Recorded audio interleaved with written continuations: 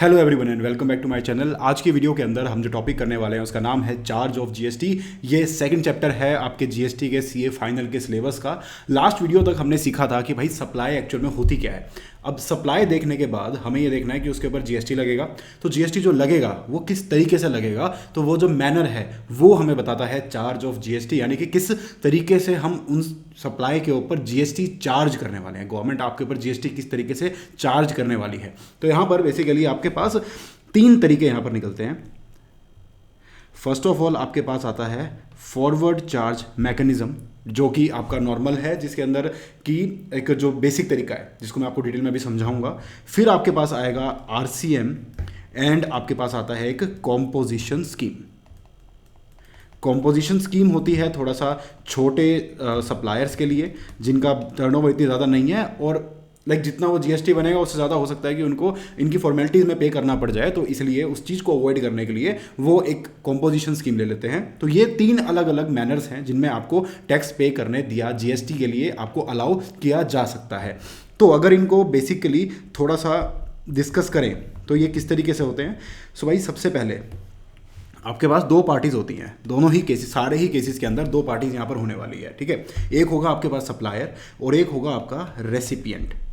अब यहाँ पर हो क्या रहा है कि जो सप्लायर है यूजुअली, जहाँ अगर मैं बात करूँ फॉरवर्ड चार्ज मैकेनिज्म की, तो यहाँ पर जो सप्लायर है इस सप्लायर की रिस्पॉन्सिबिलिटी बनती है कि रेसिपिएंट से जो अमाउंट वो रिसीव कर रहा है, यानी कि लेट सपोज उसने उसको गुड्स बेचे हैं और ये जो गुड्स इसने सेल किए हैं वो हैं 100 रुपीज़ के, तो इसकी रिस्पॉन्सिबिलिटी बनती है कि रेसिपिएंट से 100 रुपीज़ के साथ साथ 18 रुपये जीएसटी के भी ले, क्योंकि यार रेसिपिएंट जो है ये हम लोगों की तरह है, ठीक है, जो कि एक कंज्यूमर है जो ये चीज़ें परचेज कर रहा है। अब वो special as a consumer register होकर गवर्नमेंट को जमा नहीं कराने वाला, देना इस रेसिपिएंट को ही है, लेकिन जाएगा इस सप्लायर के थ्रू।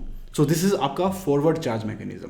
अब यहां पर उल्टा कब होता है, जब कुछ स्पेसिफिक सर्विसेज के केस के अंदर या फिर कुछ स्पेसिफिक लोगों के लिए गवर्नमेंट ये चीज स्पेसिफाई कर देती है कि आपके ऊपर आरसीएम लगेगा। अब लेट सपोज यहां पर हमने इस रेसिपिएंट को अनरजिस्टर्ड पर्सन बनाया था, लेकिन अगर मान लो सप्लायर अनरजिस्टर्ड है, तो अब आप कहोगे कि अनरजिस्टर्ड है तो वो सेल कैसे कर रहा है। तो भाई टर्नओवर लिमिट्स होती हैं रजिस्ट्रेशन के लिए, वो टर्नओवर लिमिट्स हैं, जैसे कि आपकी 20 लाख है, 40 लाख है। अब इसकी टर्नओवर ये एक्सीड ही नहीं हुई, अभी तक ये रजिस्ट्रेशन में आया ही नहीं है, तो भाई ऐसे किसी इंसान से अगर ये रेसिपिएंट परचेज कर रहा है तो क्या होगा, 18 रुपये तो ऐसे ही इसकी जेब से पहले भी जाने वाले थे और अब भी जाएंगे।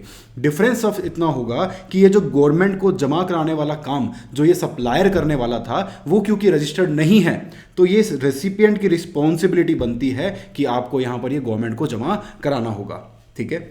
उसका रीज़न क्या है कि भाई आगे आगे आपका सारी चीज़ों में दिक्कत आएगी, आपको आईटीसी नहीं मिलेगा, बहुत सारी प्रॉब्लम्स यहाँ पर आपके लिए क्रिएट हो जाएगी। तो उन प्रॉब्लम्स को अवॉइड करने के लिए आपको यहाँ पर ये जमा कराना होगा, इस सिचुएशन में आना होगा।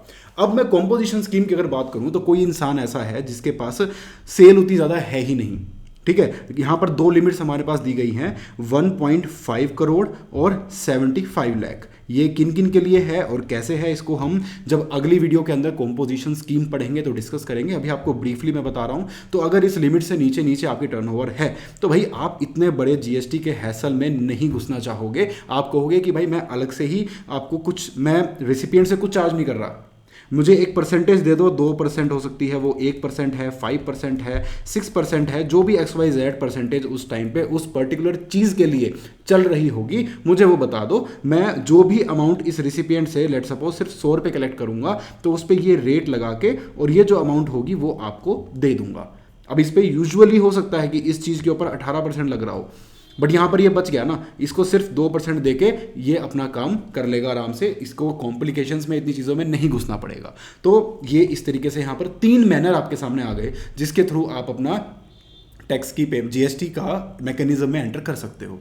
अब इस वीडियो के अंदर होली एंड सोलली हम डिस्कस करने वाले हैं आपका reverse charge mechanism. Reverse charge mechanism, जैसा कि मैंने बता दिया आपको कि ये सप्लायर है और ये रेसिपिएंट है, जो गुड्स रिसीव कर रहा है, जो सर्विसेज रिसीव कर रहा है, वही गवर्नमेंट को पैसा जमा करा रहा है। जाना तो इसी की जेब से था, बात डिफरेंस सिर्फ और सिर्फ आया है गवर्नमेंट को जमा कराने वाली बात को लेके कि भाई पहले भी क्या होता, 100 रुपये चार्ज करता, 18 रुपये इसके पास पहुंचते और ये 18 रुपये गवर्नमेंट को दे देता अपना आईटीसी एडजस्ट करके। अब क्या हो रहा है, ये डायरेक्ट गवर्नमेंट को दे रहा है। तो इस चीज़ के अंदर कुछ कुछ चीज़ें यहाँ पर आ गई हैं, उनको हम यहाँ पर डिस्कस करेंगे। तो ये है हमारा पहला चैप्टर, चार्ज ऑफ जीएसटी। ठीक है, प्रैक्टिकल क्वेश्चंस इसमें से बहुत बनते हैं एग्जाम्स के अंदर, यहाँ से एग्जैक्टली पॉइंट्स आपके पास आएंगे। आपको बहुत सारे क्वेश्चंस के अंदर देखने को मिल सकता है, आईटीसी का पार्ट बन सकता है, एग्जामिशन के क्वेश्चंस का पार्ट बन सकता है, और अलग से एमसीक्यूज में भी पूछा जा सकता है। तो ये जो टॉपिक है ये बहुत ही इंपॉर्टेंट है एग्जामिनेशन पॉइंट ऑफ व्यू से। आई कैन से कि अगर आपका किस्मत अच्छी रही, आपने अच्छे से कर रखा है चैप्टर, तो 8 मार्क्स तक भी आप इस अकेले छोटे से चैप्टर से स्कोर कर सकते हो। सो गाइस स्टार्ट करते हैं।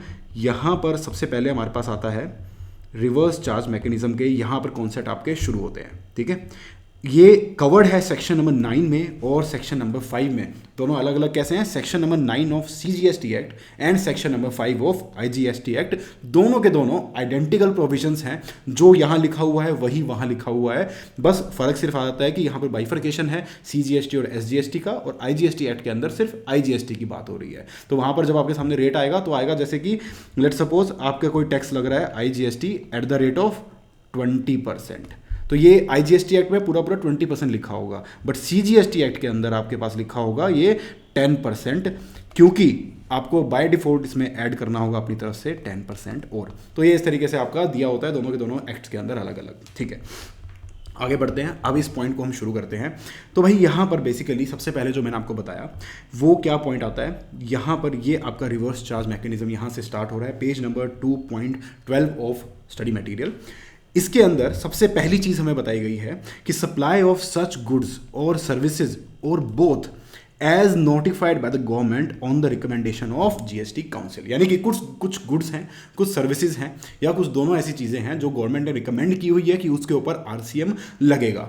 दूसरी चीज़ आपके पास क्या आती है कि भाई अगर ये जो स्पेसिफिक चीज़ें हैं या इसके अलावा भी कोई चीज़ें हैं जो आप एक अनरजिस्टर्ड पर्सन से खरीद रहे हो, सर्विसेज ले रहे हो या कोई गुड्स खरीद रहे हो, तो उस केस में आप रजिस्टर्ड पर्सन हो, तो आपको इस केस के अंदर जीएसटी के सारे की सारी फॉर्मेलिटीज पूरी करनी होगी। तो भाई ये यहाँ पर एक कंडीशन आ गई। उसके बाद अब आ गया हमारे पास दो अलग अलग चीज़ें। सबसे पहले हम देखेंगे गुड्स वाला पार्ट, उसके बाद हमारे पास आ जाएगा यहाँ पर सर्विसेज वाला पार्ट। गुड्स ये आ गया सर्विसेज वाला पार्ट। गुड्स वाला part is comparatively easier than services वाला पार्ट। सर्विसेज में 3-4 सर्विसेज ऐसी हैं जो कि बहुत ही ट्रिकी हैं, उनको मैं डिटेल में समझाऊंगा, बाकी सबको आपको समझा दिया जाएगा और उसके बाद थोड़ा सा आपको रटना भी पड़ेगा, क्योंकि आपको सर्विसेज याद रखनी पड़ेंगी कि कौन कौन सी सर्विसेज आरसीएम में आती है, ताकि एग्जाम्स के अंदर उस सर्विसेज को देख के आइडेंटिफाई करके आप बेसिक उसके अकॉर्डिंगली आंसर कर सको। तो सबसे पहले हम देखते हैं यहाँ पर गुड्स का केस। गुड्स के अंदर क्या क्या आते हैं, देखो इसको याद कराने के लिए मैं आपको बता दूं कि 4 एग्रीकल्चरल चीज़ें हैं, यानी कि 4 चीज़ें ऐसी हैं जो एग्रीकल्चरल एक्टिविटी से रिलेटेड हैं, तो वो सिर्फ और सिर्फ एप्लीकेबल होंगी एग्रीकल्चरिस्ट पे। ठीक है, तो जो इंसान ये एग्रीकल्चर वाला काम ही कर रहा है स्पेसिफिकली उसके ऊपर। कैसे, ये हमारा सप्लायर है, तो ये स्पेसिफिक प्रोविजन यहाँ पर आ गया। जनरल वर्सेस स्पेसिफिक प्रोविजन आपको पता होगा, जहाँ पर जनरल आता है वहाँ पर हम अलग अलग से आइडेंटिफाई करते हैं, बट जहाँ स्पेसिफिक आता है तो वो स्पेसिफिक है, उसके आगे नो इफ एंड बट। तो यहाँ पर सप्लायर सिर्फ और सिर्फ जो आगे मैं 4 चीज़ें आपको बताने वाला हूँ, वहाँ पर सप्लायर आपका अगर एग्रीकल्चरिस्ट है तो ही आरसीएम लगेगा। अगर कोई और भी इंसान इसी चीज़ को कर रहा होगा, इन्हीं 4 चीज़ों को करेगा, तो आरसीएम नहीं लगेगा। ये बात आपको बहुत ध्यान से देखनी है। सप्लायर कौन होना चाहिए, एग्रीकल्चरिस्ट। किसको करे, एनी रजिस्टर्ड पर्सन जो कि वहाँ पर जीएसटी की फॉर्मेलिटीज पूरी कर सकता हो। ठीक है, अब देखते हैं क्या क्या चीज़ें। तो भाई सबसे पहले तो आपका यहाँ पर आता है कैश्यू नट्स, शेल्ड, यानी कि उनको शेल से बाहर ना निकाला हो और पील्ड भी ना हो, पील ना किया गया हो उनको। ठीक है, वो वाले। फिर आता है हमारे पास बीडी रैपर, जो बीडी आती है मार्केट के अंदर, आई होप आप सबको इसके बारे में ना पता हो। जो बीडी आती है मार्केट के अंदर उसके ऊपर जो रैपर लगा होता है, उस रैपर की यहाँ पर बात हो रही है। उसके बाद आपके पास आता है टबैको, ओके, और फिर आता है आपके पास रॉ कॉटन, कॉटन के जो पौधा उगता है जिसके अंदर से कॉटन निकलती है, उस चीज़ को। ठीक है, तो ये 4 चीज़ें अगर कोई एग्रीकल्चरिस्ट, सप्लायर एग्रीकल्चरिस्ट है और वो किसी रजिस्टर्ड पर्सन को वो चीज़ सेल कर रहा है, तो वो जो रजिस्टर्ड पर्सन है, जो रेसिपिएंट है, he will be liable to आपके जितने भी जीएसटी के प्रोविजंस हैं, जो भी आपकी चीज़ फॉर्मेलिटीज़ हैं और जो भी है वो उसी को करना होगा। ठीक है, तो यहाँ पर ये चीज़ आती है। तो यहाँ पर आ गया देखो agriculturist, agriculturist to any registered person, agriculturist to any registered person, again agriculturist to any registered person, और आगे एक और हमारे पास आता है रॉ कॉटन। तो ये 4 चीज़ें हैं, ये आपको एक तरह से कैटेगराइज करके याद रखनी पड़ेगी। उसके बाद आपके पास आता है, एक आता है आपके पास essential oils other than citrus fruit, और जो ऑयल्स हैं यहाँ पर लिस्ट दी गई हैं वो है आपके पास जो दो सिट्रस फ्रूट्स, नेमली कौन कौन से, ये मिंट से रिलेटेड जितने भी सिट्रस ऑयल्स हैं इनको हटा के उसके अलावा जो भी एसेंशियल ऑयल्स हैं, सॉरी, ये जो मिंट वाली चीज़ें आपके आगे दी हुई है, ये अगर कोई अनरजिस्टर्ड पर्सन, कोई भी अनरजिस्टर्ड पर्सन सेल कर रहा है किसी भी रजिस्टर्ड पर्सन को, तो उस केस के अंदर आरसीएम लग जाएगा। अनरजिस्टर्ड को करेगा तो आरसीएम लगेगा नहीं लगेगा। यहाँ पर जो स्पेसिफिकली दिया गया है उसी को आंख बंद करके आपको मान लेना है। तो जैसे ऊपर एग्रीकल्चरिस्ट ही वो 4 चीज़ें सेल कर रहा है, अगर रजिस्टर्ड पर्सन को, तो आपके ऊपर आरसीएम लगेगा, अदरवाइज नहीं लगेगा। कोई भी और इंसान, कोई बिजनेस एंटिटी अगर सेल कर रही है, वो अगर किसी रजिस्टर्ड पर्सन को सेल करिए, आरसीएम नहीं लगेगा उन 4 चीज़ों के अंदर, ठीक है, ये आपको याद रखना है। उसके बाद आता है आपके पास सिल्क यार्न, कोई भी पर्सन जो मैन्युफैक्चर करता है सिल्क यार्न, किसी भी रजिस्टर्ड पर्सन को आरसीएम लग जाएगा। सप्लाई ऑफ लॉटरी किसने किसको दी है, तो भाई स्टेट गवर्नमेंट, यहाँ पर सेंट्रल गवर्नमेंट नहीं है, याद रखना, स्टेट गवर्नमेंट, यूनियन टेरिटरी और लोकल अथॉरिटी अगर आपकी लॉटरी डिस्ट्रीब्यूटर को जो है लॉटरी सेल करती है, तो उस केस के अंदर आरसीएम लगेगा। लॉटरी डिस्ट्रीब्यूटर विल बी इसके ऊपर अकाउंटेबल फॉर दैट, ठीक है। आगे चलते हैं, used vehicles, seized and confiscated goods, old and used goods, waste and scrap, ये जितनी भी चीज़ें हैं, लिस्ट आ गई पूरी की पूरी। भाई क्या क्या, यूज्ड व्हीकल आ गया यहाँ पर आपके सामने, सीज्ड गुड्स आ गया, उसके बाद कॉन्फिस्केटेड आ गया, जो भाई गवर्नमेंट ने जब्त कर ली होती है चीज़ें, सीज कर ली होती हैं, और उसके बाद वो प्रोसीडिंग्स के अंदर हार चुका होता है तो उनको सेल करना होता है, ठीक है। उसके बाद आ गया आपके पास ओल्ड एंड यूज्ड गुड्स, और आपके पास आ गया वेस्ट, और आपके पास आ गया यहाँ पर स्क्रैप। तो ये जो चीज़ें हैं 1 2 3 4 5 और 6, ये जो 6 चीज़ें हैं, ये कोई भी government other than ministry of railways, कोई भी गवर्नमेंट एंटिटी, सॉरी कोई भी सेंट्रल गवर्नमेंट या फिर गवर्नमेंट, यूनियन टेरिटरी और लोकल अथॉरिटी किसी भी रजिस्टर्ड पर्सन को अगर सेल कर रही है इस तरीके से, तो उस केस के अंदर यहां पर आपके पास आ जाएगा reverse charge mechanism. Priority sector lending certificate, ये कोई भी रजिस्टर्ड पर्सन किसी भी रजिस्टर्ड पर्सन को दे रहा है, तो उस केस के अंदर आपके पास आरसीएम लगेगा। रजिस्टर्ड पर्सन ही क्यों होगा, क्योंकि भाई पहले उसके लिए आप ये समझो कि पीएलसीज होते क्या हैं। अब बेसिकली क्या हुआ, आपके पास देखो यहाँ पर 2 बैंक हैं, bank number A, bank number B. Government ने बोला हुआ है कि भाई इन बैंक्स को मिला के आपके पास एक प्रायोरिटी सेक्टर में आपको लोन देने होंगे, ठीक है। वो एसएमई सेक्टर हो सकता है, एमएसएमई सेक्टर हो सकता है, उन केस के अंदर आपको देने होंगे। तो उसके लिए जो लिमिट दी गई है वो सबकी 100 करोड़ है हर बैंक की, ठीक है। अब इसने तो 120 करोड़ डिस्पर्स कर दिया, ये 80 करोड़ ही कर पाया। तो इस रिक्वायरमेंट में फॉल करने के लिए ये बाकी के 20 करोड़ का जो है ना शॉर्टफॉल यहाँ से परचेज कर लेगा। ये इसको एक सर्टिफिकेट देगा जो कहेगा कि भाई तेरी जो शॉर्टफॉल है वो मैंने मिटिगेट कर दिया, उसके लिए कुछ चार्जेस लेगा। तो अगर ये ए बी को पीएलसी सेल कर रहा है तो B will be liable under RCM. तो ये आपको ध्यान में रखना है। दोनों रजिस्टर्ड एंटिटी होंगी, ऑब्वियसली बैंक है, बैंक रजिस्टर्ड ही आपको मिलने वाले हैं, ठीक है। ये वाले पॉइंट्स हो गए आपके पास। एक आ गया आपके पास मेटल स्क्रैप है, कोई भी अनरजिस्टर्ड पर्सन किसी भी रजिस्टर्ड पर्सन को सेल कर रहा है तो आरसीएम यहाँ पर लग जाएगा। तो देखो भाई ब्रीफली मैंने आपको सारी की सारी यहाँ पर बता दी है। गुड्स का पार्ट हुआ खत्म। अब हम आते हैं सर्विसेज के पार्ट पे। सबसे पहले मैं आपको बता देता हूं जो वो चीज़ें जो एक्चुअल में आपको कॉम्प्लिकेटेड लगेंगी, जिनको समझना ज़रूरी है। तो वहाँ पर आती है हमारे पास गाड़ियाँ। 2 टाइप की हमारे पास गाड़ियाँ आती हैं। एक गाड़ी होती है जिसके अंदर आप गुड्स ट्रैवल करते हो, और एक गाड़ी होती है जिसके अंदर आप अपना इंसान को ट्रैवल करते हो, पैसेंजर्स होते हैं, ठीक है। तो इन दोनों गाड़ियों का जो आरसीएम का मैकेनिज्म है ये थोड़ा सा कॉम्प्लिकेटेड है। किस तरीके से कि भाई सबसे पहले हम बात करते हैं गुड्स ट्रांसपोर्ट एजेंसी की, जीटीए। एजेंसी वर्ड मैंने यूज़ किया है। कोई भी गुड्स अगर ट्रांसपोर्टर को आप उठा के यहाँ पर पुट नहीं कर सकते, यानी कि कोई इंसान है जिसके पास एक ही ट्रक है या 2 ट्रक हैं, तो वो उसको आप यहाँ कवर नहीं करोगे। बेसिकली जो थोड़ी बड़ी एजेंसीज होती हैं, जो बहुत सारे ट्रक्स उनके पास होते हैं, बहुत लार्ज स्केल पर ये बिजनेस रन कर रहे होते हैं, तो उनके ऊपर ये चीज़ जो प्रोविजन है ये एप्लीकेबल हो जाता है। तो भाई जो गुड्स हैं वो एक जीटीए के थ्रू ट्रैवल हो रहे हैं, ठीक है। एक बॉडी कॉर्पोरेट है, उसने जीटीए को बोला कि मेरे लिए आप ये गुड्स को वहां पर पहुंचाना है, ठीक है, ये कॉन्ट्रैक्ट हो गया। अब जीटीए के पास ऑप्शन क्या आता है? सबसे पहली बात तो कि या तो ये खुद ही वॉलेंटरीली ये बोले कि यार मुझे तो फॉरवर्ड चार्ज में ही रहना है। तो फॉरवर्ड चार्ज में रहने के लिए इसको दो ऑप्शन दिए गए हैं कि भाई अगर आपको आईटीसी लेना है, अगर आपको आईटीसी लेना है तो उस केस के अंदर आपका रेट है ओनली 5%, सॉरी आपको जीएसटी पे करना पड़ेगा फॉरवर्ड चार्ज में 12% के रेट से। बट अगर आपको आईटीसी नहीं लेना तो भाई 5% के रेट से आपका काम चल जाएगा, if no ITC is required. अब उसके बाद बात आती है कि भाई ये जो जीटीए है ये जो है ये किसके बिहाफ में गुड्स को सेल कर रहा है, गुड्स को सॉरी एक जगह से दूसरी जगह पर लेके जा रहा है। तो उन प्रोविजंस को यहाँ पे देखेंगे तो हो सकता है वो एक रजिस्टर्ड पर्सन के लिए लेके जाए और हो सकता है एक अनरजिस्टर्ड पर्सन के लिए लेके जाए। तो इन दोनों के लिए यहाँ पर प्रोविजंस अलग है। जो मैं अगेन रिपीट कर दूं कि सबसे पहले हम डिस्कस कर रहे हैं गुड्स ट्रांसपोर्ट एजेंसी के लिए।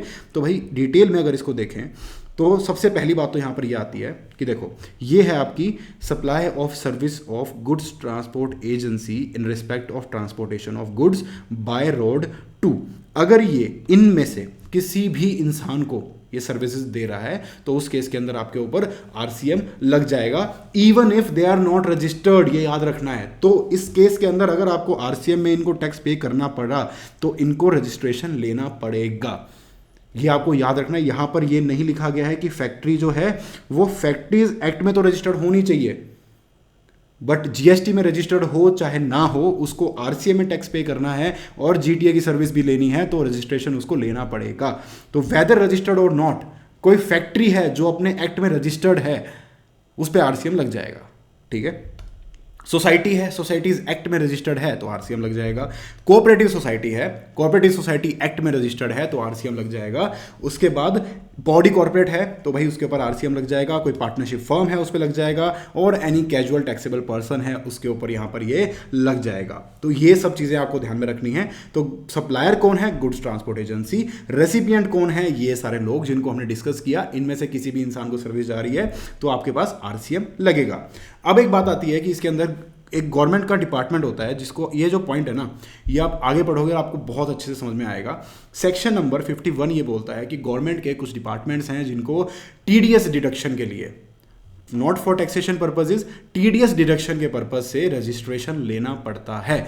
तो ऐसा कोई ये बाकी डिटेल में आपको बाद में समझ में आएगा। अभी आपके लिए जानना इतना जरूरी है कि कुछ डिपार्टमेंट्स को रजिस्ट्रेशन लेना पड़ता है फॉर टीडीएस डिडक्शन पर्पजेज। तो ऐसे केस के अंदर इनको जो डिडक्शन, ये जो रजिस्ट्रेशन ले रखा है तो ये रजिस्टर्ड पर्सन तो हो गए, जीटीए से ये सर्विसेज ले रहे हैं तो इन पे आरसीएम नहीं लगेगा। ठीक है, ये आपको ध्यान में रखना है। ये स्पेसिफिकली एक स्पेशल प्रोविजन बनाया गया और स्पेसिफिकली इनको एक्सक्लूड किया गया है फ्रॉम आरसीएम प्रोविजंस। ठीक है, आगे बढ़ते हैं। अब भाई एक सप्लायर को ऑप्शन भी दिया हुआ है खुद से कि भाई आप चाहो तो 12% या 5% के रेट से खुद वॉलेंटरीली आप अपना एफसीएम के मैकेनिज्म में आ जाओ। अब इसका थोड़ा और डिटेल देखते हैं भाई क्या क्या कह रहे हैं ये। अब आता है जीटीए का, ये आ गया। ठीक है, अब यहां पर क्या हुआ? सबसे पहली बात तो अगर ये फॉरवर्ड चार्ज में आना चाहता है तो या तो 12% और या फिर 5%, लेकिन अगर does not exercise the option to pay itself तो जीएसटी लगेगा सिर्फ 5%, वहां दो रेट नहीं है। रिवर्स चार्ज लगेगा, person liable to pay GST is recipient. अब यहां पर क्या आता है, देखो ये लाइन ध्यान से पढ़ने की है। ये लाइन हमें क्या कहती है कि where recipient is other than specified recipient, यानी कि अनरजिस्टर्ड इंडिविजुअल एंड कंज्यूमर और unregistered casual taxable person, GST will be exempt. इन लोगों के ऊपर जीएसटी नहीं लगेगा। इनके अलावा जो, जैसा कि मैंने कहा कि जो फैक्ट्री एंड ऑल ये सब चीज़ें वहाँ पे दी हुई है वो रजिस्टर्ड नहीं भी हैं तो भी उनको रजिस्ट्रेशन लेना पड़ेगा, उनको रिस्पॉन्सिबिलिटी पूरी करनी पड़ेगी। लेकिन इन स्पेसिफिक लोगों के अलावा, यानी कि फैक्ट्री जो हमने पढ़ी, factory, society, cooperative society, body corporate था हमारे पास, पार्टनरशिप फर्म था, रजिस्टर्ड कैजुअल टैक्सेबल पर्सन था। इनके अलावा अगर कोई भी है और वो अनरजिस्टर्ड पर्सन है तो बचा कौन यार? आपके पास एचयूएफ बचा, आपके पास इंडिविजुअल्स बचे, तो वो सब लोग हैं और वो अनरजिस्टर्ड हैं तो उनके लिए एग्जेम्प्ट है। बट इन लोगों के पास अगर ये चीज जा रही है, इन लोगों को ये चीज सेल करी जा रही है तो यहां पर आपके पास एग्जम्पशन नहीं है, आपको आरसीएम के अंदर जीएसटी पे करना पड़ेगा। ओके, तो ये आपके पास ऑप्शंस दिए हुए हैं, इस चीज को आप रीड कर लेंगे, आपको अच्छे से समझ में आ जाएगा। अब हम बात करते हैं रेंटिंग ऑफ इमूवेबल प्रॉपर्टी। यहाँ पर immoral property, sorry, renting of motor vehicle, immoral property नहीं, रेंटिंग ऑफ मोटर व्हीकल। अब यहाँ पर क्या होता है, मैं आपको डिफरेंस बता दूँ बिल्कुल शॉर्ट में, क्रिस्प मैनर में आपको इसका डिफरेंस बताता हूँ कि एक होता है आपके पास पैसेंजर ट्रांसपोर्ट सर्विस और एक होता है renting of motor vehicle. Renting of motor vehicle के अंदर क्या होता है कि आपने एक गाड़ी को पूरे दिन के लिए ले लिया, उसके बाद आप उसको कहीं भी चला रहे हो, जैसे मर्जी चला रहे हो, किसी भी रूट पे, किसी भी टाइमिंग पे आपने रेंट पे ले लिया, तो वो हो गया आपका रेंटिंग ऑफ मोटर व्हीकल। दूसरा हुआ कि आपने कैब बुक करी फॉर स्पेसिफिक रूट कि भाई मुझे point A to point B जाना है, तो वो हुआ आपका पैसेंजर ट्रांसपोर्ट सर्विस। या फिर आपने किसी स्पेसिफिक टाइम के लिए लिया, तो भाई उस केस के अंदर भी आपका होगा पैसेंजर ट्रांसपोर्ट सर्विस। तो डिफरेंस क्या हुआ, रेंटिंग के अंदर जैसे आप यार घर रेंट पे लेते हो, आप कभी भी आ रहे हो, कभी भी जा रहे हो, नोबडी केयर्स, है ना, आप जब मर्जी आओ, आप सुबह 12 बजे निकलो लेकिन चाहे 1 बजे घुसो। वहीं आपने अगर होटल लिया है तो आपके पास एक चेक इन टाइम होगा, आपके पास एक चेकआउट टाइम होगा। तो ये हुआ ना डिफरेंस कि आप होटल में आपने एक रूम लिया है, वो एक अलग चीज़ हो गई, आपका जो रेंट पे लिया है वो एक अलग चीज़ हो गई। तो सेम वे कार के अंदर रेंट पे जो लिया है तो टाइमिंग आपकी, शेड्यूल आपका, लेकिन अगर टाइमिंग भी उसकी, सॉरी, एक स्पेसिफिक टाइमिंग है और एक स्पेसिफिक शेड्यूल है, तो पैसेंजर ट्रांसपोर्ट सर्विस उसको माना जाएगा। तो ये यहाँ पर एक डिफरेंस है। यहाँ पर हम डिस्कस कर रहे हैं renting of motor vehicle. Cost of fuel जहाँ पर इंक्लूडेड होगा, ध्यान से देखना, कॉस्ट ऑफ फ्यूल यहाँ पर इंक्लूडेड होगा तो ही आरसीएम आएगा। कॉस्ट ऑफ फ्यूल अगर इंक्लूडेड नहीं होगा तो एफसीएम लगेगा, ठीक है। तो यहां पर ये चीज आ जाती है। तो भाई देखो, service by way of renting of any motor vehicle design to carry passengers where the cost of fuel is included in the consideration charged from the service recipient are taxable at the following rate। क्या क्या rate, जहां पर cost of fuel included है वहां पर किस rate से, पहला option 5%, supply of services has taken only the limited ITC. Goods transport agency के केस में कोई आईटीसी नहीं मिल रहा था। इस केस के अंदर आपको याद रखना है, अलग है ये प्रोविजन कि यहां पर आईटीसी मिलेगा, लेकिन सिर्फ और सिर्फ इनपुट सर्विसेज का 5% के रेट के अंदर।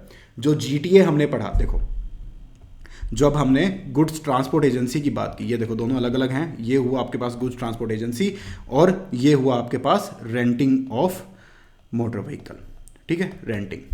अब दोनों के अंदर एक बेसिक डिफरेंस यहां पर क्या आ रहा है कि अगर जीटीए को आईटीसी लेना है तो उसको 12% पे करना पड़ेगा जो आपका जीएसटी है, और अगर आईटीसी नहीं लेना तो उसको यहां पर 5% पे करना पड़ेगा, ठीक है। वहीं अगर मैं रेंटिंग ऑफ इमोरल प्रॉपर्टी की बात करूं तो भाई उस केस के अंदर आपके पास क्या डिफरेंस आता है यहां पर कि जो 5% रेट हो जाएगा, किस केस के अंदर, जब वो आईटीसी इसको मिल रहा है दोनों केस के अंदर, ठीक है, लेकिन अगर ये यहां पर 5% रेट देगा तो ओनली सर्विसेज का उसको लिमिटेड आईटीसी मिलेगा, ठीक है, जो आईटीसी ऑन जो इनपुट सर्विसेज होंगी उसकी, आईटीसी ऑन इनपुट सर्विसेज। लेकिन अगर वहीं ये 12% रेट दे देता है तो उस केस के अंदर इसको इनपुट सर्विसेज का भी मिल जाएगा, इनपुट सर्विस का भी मिल जाएगा और इनपुट गुड्स का भी मिल जाएगा। तो इसको दोनों चीज़ों को यहाँ पर मिल जाएगा। अब आप क्लियरली यहाँ पर डिफरेंस को एनालाइज करके देखो कि यहाँ पर हमने बात की जीटीए के बारे में, यहाँ पर बात की रेंटिंग ऑफ मोटर व्हीकल के बारे में। तो भाई अगर आईटीसी चाहिए सारा का सारा, या तो सारा मिलेगा या बिल्कुल नहीं मिलेगा, ठीक है। सारा का सारा आईटीसी चाहिए यानी गुड्स और सर्विसेज दोनों का, तो भाई 12% दो, 5% दोगे तो कोई आईटीसी नहीं, ना सर्विसेज का ना गुड्स का। वहीं अगर मैं बात कर रहा हूं आईटीसी के केस के अंदर यहाँ पर, तो भाई इनपुट सर्विसेज का तो आपको 5% में भी मिल जाएगा, लिमिटेड आईटीसी जिसको बोलते हैं, और अगर गुड्स का भी चाहिए, सारा चाहिए, तो 12% आपका रेट आपको आना पड़ेगा। तो ये ध्यान में रखना है, रेंटिंग और इसका ये एक बेसिक डिफरेंस है। दोनों चीज़ सिमिलर सी लगती हैं तो आप कंफ्यूज हो सकते हो। अब 12% रेट अगर आप देते हो तो where supplier of services opt to pay GST at said rate, in this case there is no restriction on availing ITC on goods और services used in supplying renting of motor vehicle, ठीक है। और यहाँ पर एक same line of business में होना चाहिए। ऊपर वाले केस में जो आईटीसी ऑफ सर्विसेज मिलेगा वो भी आपका सेम लाइन ऑफ बिजनेस का मिलेगा, और कोई आपको बिजनेस को रन करने के लिए कोई और आईटीसी अगर आप ले रहे हो तो भी आपको नहीं मिलेगा। सेम लाइन ऑफ बिजनेस का वो चीज़ होनी चाहिए 5% के रेट के अंदर, ठीक है। अब आगे बढ़ते हैं। ये एक बहुत ही अच्छा आईसीआई ने चार्ट एक तरह से कह लो बना के आपको दिया हुआ है, जो बहुत ही कॉम्प्रिहेंसिव इस चीज़ को कर देता है आपके लिए। सबसे पहली बात तो पर्सन लायबल टू पे tax under renting of motor vehicle, जहां पर जीएसटी जो है आपका, जहां पर जीएसटी 5% है, तो भाई supplier is other than body corporate या फिर supplier is a body corporate, यहां पर आपके पास दो डिफरेंशिएटिंग पॉइंट आ जाते हैं।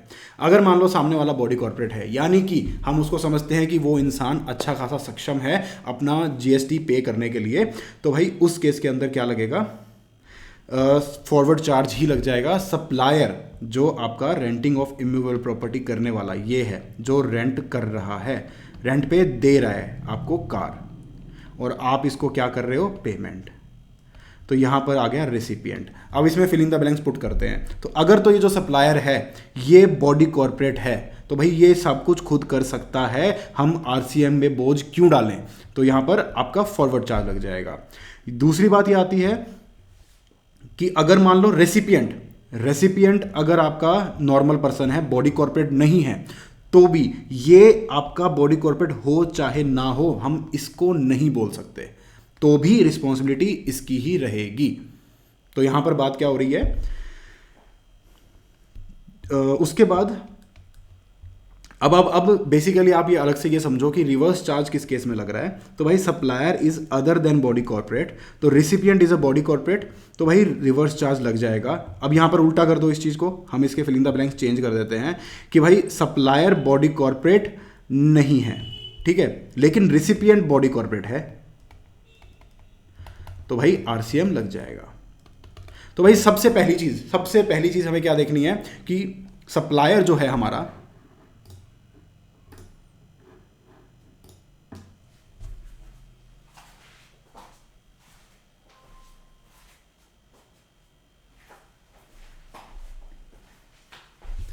तो भाई सबसे पहली चीज़ जो यहाँ पर हमें देखनी है वो ये है कि जो सप्लायर है हमारा, ठीक है, वो जो सप्लायर है वो आपका बॉडी कॉर्पोरेट है या नहीं। अगर सप्लायर बॉडी कॉर्पोरेट है, इसको इफ एंड बट की तरह से हम देखते हैं कि भाई सबसे पहला स्टेप आपके पास आया, हम बात कर रहे हैं मोटर व्हीकल के बारे में। इधर देखो, ध्यान से देखना इस चीज़ को, बहुत इंपॉर्टेंट है ये। हम यहाँ पर बात कर रहे हैं मोटर व्हीकल के बारे में। तो अगर आपका जो सप्लायर है, सबसे पहली चीज़ पे हम देख रहे हैं कि सप्लायर जो है वो क्या, वो बॉडी कॉर्पोरेट है, बॉडी कॉर्पोरेट वो है। अगर उसका आंसर है यस, तो भाई सामने वाला बॉडी कॉर्पोरेट हो या ना हो हम नहीं देखेंगे, इस केस के अंदर आपके पास एफसीएम लग जाएगा। लेकिन अगर आंसर है यहाँ पर नो, तो फिर हम ये देखेंगे कि भाई जो सामने वाला इंसान है, जो रेसिपिएंट है, क्या वो बॉडी कॉर्पोरेट है। अगर रेसिपिएंट बॉडी कॉर्पोरेट है तो हम लगा देंगे आरसीएम, और अगर रेसिपिएंट बॉडी कॉर्पोरेट नहीं है, अदर देन बॉडी कॉर्पोरेट है, तो भाई उस अदर देन बॉडी कॉर्पोरेट को हम नहीं बोल सकते, तो भाई ना चाहते हुए भी सप्लायर जी आपको ही रिस्पॉन्सिबिलिटी पूरी करनी पड़ेगी। तो ये चीज़ आप समझ गए हो। तो भाई बिना कुछ आगे का देखे, अगेन मैं आपको रिपीट कर रहा हूँ, ध्यान से सुनना है, कंफ्यूज नहीं होना है। थोड़ा जीटीए अलग था, थोड़ा ये अलग है, इसमें थोड़े से कॉम्प्लिकेशंस ज़्यादा हैं। तो यहाँ पर क्या है कि अगर मान लो सप्लायर जो है, मैं खुद अगर बॉडी कॉर्पोरेट हूँ, तो भाई मेरे को एफसीएम में ही पे करना पड़ेगा, मुझे सामने वाले पे मैं नहीं जा सकता। अब मैं देखूंगा कि चलो मैं नहीं हूं बॉडी कॉर्पोरेट, तो मैं देखूंगा कि मैं सेल किसको कर रहा हूं। अगर मैं सर्विसेज जो प्रोवाइड करा रहा हूं वो बॉडी कॉर्पोरेट को करा रहा हूं, तो ठीक है यार, वो कर लेगा मेरी जगह। बट अगर सामने वाला बॉडी कॉर्पोरेट नहीं है तो वो कैसे कर लेगा, मुझे ही करना पड़ेगा। तो इस चीज़ को एक लॉजिकली समझो, अगर इस तरीके से आप समझोगे तो आपको समझ में आ जाएगा। आई होप यहाँ तक आपका पॉइंट हो गया होगा क्लियर। तो ये हुआ सेकेंड जो इंपॉर्टेंट पॉइंट था यहाँ पर हमारे पास। उसके बाद हमारे पास एक और पॉइंट यहाँ पर बीच में आता है, वो क्या है, जो समझाने वाली चीज़ें हैं। गवर्नमेंट कुछ सर्विसेज प्रोवाइड कराती है, ठीक है। सबसे पहले हम देखते हैं, ये आ गया, services supplied by the central government. देखो मैं यहाँ पे लिखता जा रहा हूँ, आप ध्यान देते जाना। Central government, state government, union territory और local authority to a business entity. ये सारे लोग कोई भी सर्विसेज प्रोवाइड करा रहे हैं टू अ बिजनेस एंटिटी, तो उस केस के अंदर आपके पास आरसीएम लगेगा। बट यहां पर कुछ सर्विसेज को एक्सक्लूड किया गया है कि उन सर्विसेज के केस में नहीं लगेगा। एक्सक्लूडिंग, ये आपको याद करनी है चीजें। सबसे पहले तो क्या, रेंटिंग ऑफ इमूवेबल प्रॉपर्टी। ये क्यों एक्सक्लूड करी है, इसको हम अलग से देखेंगे, क्योंकि यहां पर इसमें नहीं आ रहा, अलग प्रोविजन है इसके, तो इसको सेपरेटली, ओके। ये आ गया सेपरेटली। उसके बाद आता है आपके पास services specified below, services by the department of post, यानी कि department of post and railways, इनको भी अलग से देखना है। इनकी कुछ चीज़ें एग्जम्प्ट हैं, कुछ चीज़ें टैक्सेबल है, यहां से इस चीज़ को बाहर निकाल दिया है, ठीक है। फिर आता है आपके पास services in relation to aircraft और वेसल इनसाइड और outside the precincts of a port, ये भी आप एग्जम्पशंस के साथ भी इस चीज को देखोगे, आरसीएम से बाहर है, बस इतना समझ लो अभी के लिए, ठीक है। ट्रांसपोर्ट ऑफ गुड्स और पैसेंजर्स, ये देखो हमने अलग से जीटीए के अंदर और इन सब चीजों के अंदर देखा है, ठीक है।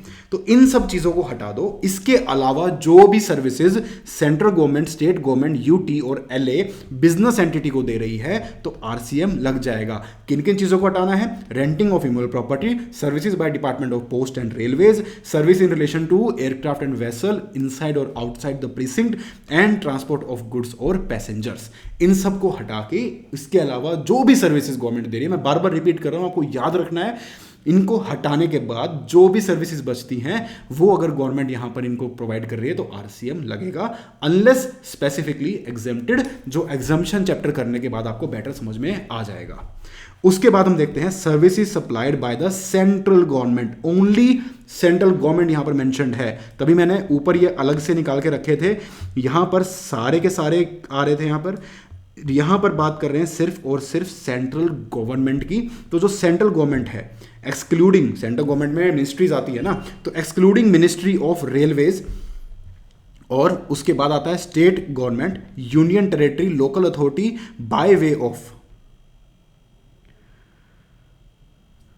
Of renting of immovable property to a person registered under CGST act. तो भाई यहां पर सबसे पहले आपको यह ध्यान रखना है कि सेंट्रल गवर्नमेंट आएगी, बट सेंट्रल गवर्नमेंट के अंदर से माइनस कर दो आप अपना मिनिस्ट्री ऑफ रेलवेज, ठीक है। फिर आ जाएगा आपके पास state government, union territory, local authority, ये सब माइनस में मिनिस्ट्री ऑफ रेलवेज। इन सब, ये अगर मान लो रेंटिंग ऑफ इमूवेबल प्रॉपर्टी, जिसको हमने यहां पर अलग से रखा था, ये जो है रेंटिंग ऑफ इमूवेबल प्रॉपर्टी की सर्विसेज प्रोवाइड करा रहे हैं टू एनी रजिस्टर्ड पर्सन। ऊपर बात हुई थी बिजनेस एंटिटी की, यहां बात हो रही है किसी भी रजिस्टर्ड पर्सन को अगर ये government renting of immovable property की सर्विसेज प्रोवाइड करा रही है अदर देन रेलवेज, तो वहां पर आपके पास आरसीएम लग जाएगा। तो आई होप ये पॉइंट आपको समझ में आ गया होगा। मैं किन किन पॉइंट्स पे आपको फोकस करवा रहा हूं वो आपको अलग से ध्यान में रखने हैं, क्योंकि वहीं कंफ्यूजन होती है। जो इतनी सारी सर्विसेज थी ना, जहां पर रेंटिंग ऑफ इमूवेबल प्रॉपर्टी बाहर निकाली गई थी, वो सब दे रहे थे बिजनेस एंटिटी को, बट सिर्फ इमूवेबल प्रॉपर्टी की बात करूं तो वो सर्विसेज अगर किसी भी इंसान को जा रही है तो वहां पर आपके पास आरसीएम लग जाएगा। अब आता है services by way of renting of residential dwelling to a registered person. अब रेजिडेंशियल ड्वेलिंग, कोई भी इंसान किसी भी रजिस्टर्ड पर्सन को कोई घर दे रहा है रेजिडेंशियल ड्वेलिंग के लिए, तो वो वहां पर आपके पास आरसीएम लगेगा। और यहां पर ध्यान रखना है आपको कि अगर ये अनरजिस्टर्ड पर्सन को दे रहा है तो एफसीएम नहीं लगेगा, एग्जेम्प्ट है। यहां पर इसको स्पेसिफिकली एग्जेम्प्ट किया गया है, ये आपको यहां पर याद रखना है। अब आता है हमारे पास, थोड़ा सा कंफ्यूजिंग हो रहा है, आप बार बार इस चीज को पढ़ेंगे तो आपको समझ में आ जाएगा। I am trying my best कि आपको एक एक पॉइंट में जो आप मिस कर सकते हो उनको आपको समझा के चलूं। अब बात आती है services by way of renting of any immovable property other than residential dwelling. तो भाई इस केस के अंदर क्या हो रहा है, कमर्शियल प्रॉपर्टी हुई ना एक तरह से, जो रेजिडेंशियल ड्वेलिंग के अलावा आपके पास दो ही प्रॉपर्टीज बनती है रेंटिंग के लिए, या तो आप रेजिडेंशियल प्रॉपर्टी रेंट कर रहे हो या फिर कमर्शियल। तो कमर्शियल अगर कोई अनरजिस्टर्ड इंसान रजिस्टर्ड पर्सन को दे रहा है तो भाई आरसीएम लग जाएगा। तो ये सारा का सारा हुआ आपका प्रॉपर्टी रिलेटेड, ठीक है। अब आता है services supplied by any person by way of transferable development rights, floor space index, जो बड़े बड़े प्रॉपर्टीज बनती हैं उसके अंदर जो चीजें होती हैं, तो वो जो सर्विसेज आप प्रोवाइड करा रहे हो, प्रमोटर जो होगा, जो बड़ा इंसान है, वो यहां पर आरसीएम में एप्लीकेबल हो जाएगा। लॉन्ग टर्म के लिए किसी ने लीज पे ले लिया, भाई 30 साल से ऊपर की लीज के लिए उसने कोई एरिया ले लिया, वहां पे बिल्डिंग बनानी है उसको 30 साल के लिए, कोई मॉल बनाना है, तो promoter is liable for under RCM, ठीक है। तो ये हुए आपके मेजर समझाने वाले जो पार्ट्स थे ना, वो हमने कवर कर लिए हैं, कोई भी पॉइंट इसके अंदर हमने नहीं छोड़ा है। इसके बाद जो है बहुत बेसिक है कि जैसे लॉयर की सर्विसेज हैं, अगर आप किसी भी बिजनेस एंटिटी को दे रहे हो तो आरसीएम लग जाएगा। आर्बिट्रल ट्रिब्यूनल की सर्विसेज हैं, किसी बिजनेस एंटिटी को जा रही है तो आरसीएम लग जाएगा। स्पॉन्सरशिप सर्विसेज हैं, कोई भी पर्सन किसी बॉडी कॉर्पोरेट को दे रहा है तो आरसीएम लग जाएगा। ये चीज़ें याद रखनी है। देखो कहीं कहीं पर आपके पास रजिस्टर्ड पर्सन है, कहीं कहीं पर अनरजिस्टर्ड पर्सन है। You have to make sense out of it कि भाई कहाँ पर रजिस्टर्ड आना चाहिए, कहाँ पर अनरजिस्टर्ड। लेट सपोज जैसे कि आपको दिखाता हूँ मैं, स्पॉन्सरशिप सर्विस है। यार देखो स्पॉन्सरशिप सर्विस कोई छोटा मोटा इंसान, एक इंडिविजुअल तो लेगा नहीं, ठीक है। कोई बॉडी कॉर्पोरेट होगी जिसको कोई ब्रांड स्पॉन्सर करेगा, ठीक है। लेट सपोज जैसे कोई भी डोमिनोस है, डोमिनोस को पेप्सी ने स्पॉन्सर कर रखा है कि भाई मेरा ब्रांड हर जगह चमकेगा और उसकी वजह से तुम्हारी सेल होगी, जो भी होगा। तो ये जस्ट आपको एग्जांपल दे रहा हूँ मैं। तो भाई बॉडी कॉर्पोरेट ही होगा ना, एक लॉजिकली आप सोच के देखो कि ये कितने बड़े मैनर की चीज़ें हैं, हाई स्टेक्स वाली चीज़ें हैं, तो यहाँ पर बॉडी कॉर्पोरेट होगा। आर्बिट्रल ट्रिब्यूनल, आर्बिट्रेशन की सर्विसेज हैं, कोई इंडिविजुअल बहुत कम लेता है, बिजनेस एंटिटीज़ ही यूजुअली लेती हैं, ठीक है। उसके बाद आता है आपके पास एडवोकेट की सर्विसेज हैं, जो भाई बिजनेस एंटिटी लेती हैं। बिजनेस एंटिटी के अलावा जो होता है वहाँ पर आपके पास एग्जम्पशन होती है, ठीक है। उसके बाद आपके पास आता है यहाँ पर इमूवेबल प्रॉपर्टी है, रेंटिंग ऑफ इमूवेबल प्रॉपर्टी। भाई वो कोई भी इंसान ले सकता है ना, कोई बिजनेस पर्सन हो, कोई और हो, तो वहाँ पर एनी रजिस्टर्ड पर्सन यहाँ पर लिया गया है। इस तरीके से आप थोड़ा सा याद रख सकते हो अपनी चीज़ों को। यहाँ पर जहाँ पर देखो transfer, development rights, floor base index और लॉन्ग टर्म लीज, ये कौन लेगा? ये प्रमोटर ही तो लेगा। तो भाई यहाँ पर आपको अलग से प्रमोटर याद रखने को मिल सकता है। तो धीरे धीरे ऐसे करके हर पॉइंट के अंदर you have to make a sense out of it. और हाँ, एक्चुअल में आपको देखो 3 बार 4 बार इस चीज़ को रिवाइज करने की ज़रूरत है, क्योंकि ये चीज़ है कन्फ्यूजिंग एक्चुअल में, ठीक है। जीटीए का जैसे मैंने आपको बताया, इमूवेबल प्रॉपर्टी का मैंने आपको बताया, तो उन चीज़ों को अच्छे से समझना बहुत इंपॉर्टेंट है। अब यहाँ पर जैसे आ गया एक डायरेक्टर है, अब डायरेक्टर अपनी सर्विसेज प्रोवाइड करा रहा है। अब डायरेक्टर जो है आपको यहाँ पर देखो दो टाइप की उसके पास सर्विसेज आ सकती है, ठीक है। फर्स्ट ऑफ ऑल, या तो उसके पास एक सैलरी रिसीव हो सकती है, या फिर उसको as a director professional fees मिल सकती है। दोनों का नेचर अलग है, प्रोफेशनल फीस का भी और सैलरी का भी। यहाँ पर आपके पास कवर्ड है जो प्रोफेशनल फीस उसको मिल रही है वो ओनली, ठीक है। उसके अलावा यहाँ पर कवर्ड नहीं है सैलरी, क्योंकि सप्लाई जीएसटी से बाहर है। तो आपको ये आइडेंटिफाई करना है इस पॉइंट के अंदर कि भाई उस इंसान को जो चीज़ पेमेंट जा रही है उस पर 192 लग रहा है या 194J लग रहा है। अगर 192 का अंदर टीडीएस कट रहा है, that means it is salary, तो ये यहाँ पर जीएसटी से बाहर है। बट अगर 194J यानी प्रोफेशनल सर्विसेज ले रहा है वो, तो उस केस के अंदर वो जीएसटी के अंदर आ जाएगा और आरसीएम लग जाएगा। अब यहाँ पर देखो कंपनी ही हायर करेगी ना डायरेक्टर को, तो यहाँ पर जो रेसिपिएंट है वो आपकी कंपनी है। तो इस तरीके से आपको यहाँ पर याद रखना है। अब इंश्योरेंस एजेंट की सर्विसेज हैं, तो भाई वो कौन लेगा? इंश्योरेंस कंपनी लेगी। इंश्योरेंस बिजनेस जो कर रही है तो भाई वो आरसीएम पे करेगी। फिर आता है service supply bye recovery agent. Recovering agent को कौन हायर करता है? जो पैसा रिकवर करवाता है, तो वही बैंकिंग कंपनी, तो बैंकिंग कंपनी आरसीएम में पे करेगी। तो कुछ चीज़ें हैं जो प्रेटी बेसिक हैं, जो आपको देखते ही समझ में आ जाएगी। कहीं कहीं आपको थोड़ा सा आपको ध्यान देना पड़ेगा, and you have to make sense out of it, ठीक है। फिर आगे आपके पास म्यूजिक कंपोजर है कोई, ठीक है, वो किसको देगा? वो किसी म्यूजिक कंपनी को ही तो देगा ना। तो अगर कोई म्यूजिक कंपोजर म्यूजिक बेच रहा है किसी म्यूजिक कंपनी को, तो भी उसके ऊपर आरसीएम लग जाएगा। फिर आता है अपने पास आप अपने कोई बुक है, किसी ऑथर ने कोई बुक रखी है, वो किसको देगा? वो एक पब्लिशिंग हाउस को देगा, तो भाई आरसीएम लग जाएगा। तो यहाँ पर ये सब चीज़ें यहाँ पर इस तरीके से आ जाती है, ठीक है। Supply of services by the members of overseeing committee to Reserve Bank of India, किसको दे रहे हैं? रिजर्व बैंक ऑफ इंडिया को, तो आरसीएम लग जाएगा। तो ये चीज़ें हैं आपको जो याद में रखनी है। डायरेक्ट सेलिंग एजेंट है, किसका हो सकता है वो? बैंकिंग कंपनी का, तो उसके ऊपर आरसीएम लगेगा, बैंकिंग कंपनी पे करेगी। Services provided by business facilitator, business facilitator banks के होते हैं, तो बैंक के ऊपर लगेगा। और बिजनेस कोरस्पोंडेंट कौन होते हैं? Sorry, service provided by an agent of business correspondent, नाम में ही है। तो भाई जो एजेंट है वो सर्विसेज दे रहा है बिजनेस कोरस्पोंडेंट को, तो आरसीएम किस पे लगेगा? बिजनेस कोरस्पोंडेंट के ऊपर। सिक्योरिटी सर्विसेज गाइस यहाँ पर ध्यान रखना, सिक्योरिटी सर्विसेज आपके पास आता है कि प्रोवाइड की जा रही है पर्सनल वाली सर्विसेज, और कुछ नहीं। आप सीसीटीवी कैमराज ये सब दे रहे हो, वो चीज़ें आरसीएम में नहीं आएंगी। आप इंसान, आप मैन पावर सप्लाई कर रहे हो सिक्योरिटी के लिए, जो सिक्योरिटी गार्ड्स वगैरह खड़े होते हैं, हमने देखा होगा उनके पास ब्रांड का नाम लिखा होता है। तो कुछ कंपनीज होती हैं जो इस तरीके से यहाँ पर डील करती हैं। तो वो कोई भी रजिस्टर्ड पर्सन हो सकता है यार, वो देखो, वो कोई कंपनी किसी सोसाइटी का प्रमोटर हो सकता है, वो कोई कंपनी हो सकती है, कोई बिजनेस एंटिटी हो सकती है, कोई एक इंडिविजुअल भी हो सकता है। तो यहाँ पर सबके ऊपर ये आरसीएम वाली एप्लीकेबिलिटी आ गई है। तो देखो ऐसे सोचोगे तो धीरे धीरे इन चीज़ों के ऊपर सेंस बनती जाएगी और दिमाग में ये चीज़ याद होती जाएगी आपको, ठीक है। फिर आता है आपके पास रेंटिंग ऑफ मोटर व्हीकल, ये हमने डिटेल में आगे पढ़ लिया। सिक्योरिटीज लैंडिंग स्कीम के अंदर यहाँ पर क्या हो रहा है, देखो जो हमने लास्ट वीडियो के अंदर भी इस चीज़ को समझा था, सिक्योरिटी लैंडिंग स्कीम क्या होती है कि भाई बीच में एक मीडिएटर है, ठीक है। अब एक इंसान है ए जिसके पास सिक्योरिटीज़ है, जिसको सिक्योरिटी लैंड करनी है, वो मीडिएटर के पास जाएगा, और एक इंसान है बी जिसको वो सिक्योरिटी चाहिए तो वो भी मीडिएटर के पास जाएगा, और आफ्टर अ सर्टेन टाइम उस सिक्योरिटी और उसके जो एडिड बेनिफिट्स होंगे वो इसको दे देगा।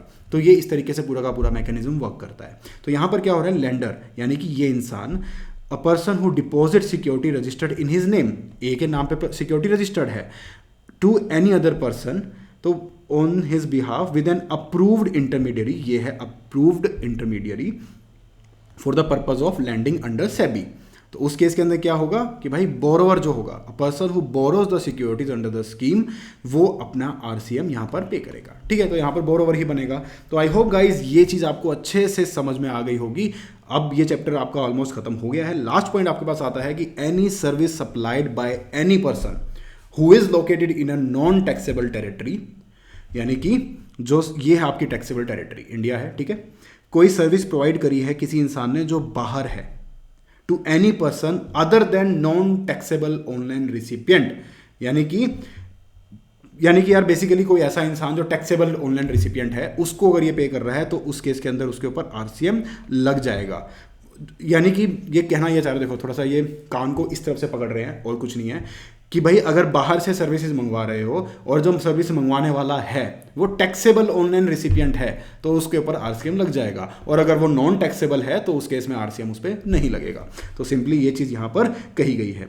ये कुछ छोटी मोटी डिटेल्स हैं, इनको आप समझ लेना। एक बार मैं जीटीए और renting of email property renting of motor vehicle repeat करा देता हूँ। जीटीए के अंदर आपके पास दो ऑप्शन थे, या तो खुद देगा तो भी दो ऑप्शन हैं, 5% without ITC and 12% with ITC.